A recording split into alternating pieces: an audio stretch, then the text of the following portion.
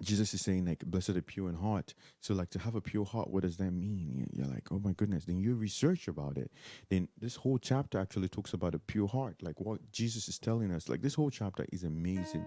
As I look into this chapter and as I study it, I'm looking at, the first part where Jesus is giving a resume for what a Christian should look like.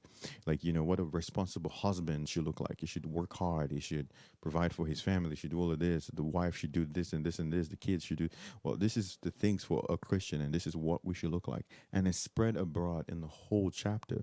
And one of the things is having a pure heart.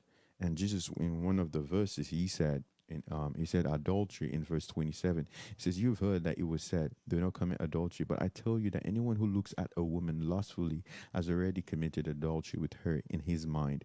So Jesus is saying, like, hey, if you commit adultery in your mind, you've already done the crime.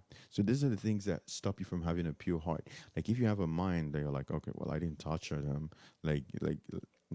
it's summer. People don't wear a lot of clothes in the summertime, and you begin to, look around and look at that girl and look at that guy. As a girl, you look at the guys. As a guy, you look at the girls, and you're like looking at them, and spending minutes. Your eyes are like thinking about it, and your thoughts. And Jesus is saying you're not having a pure mind.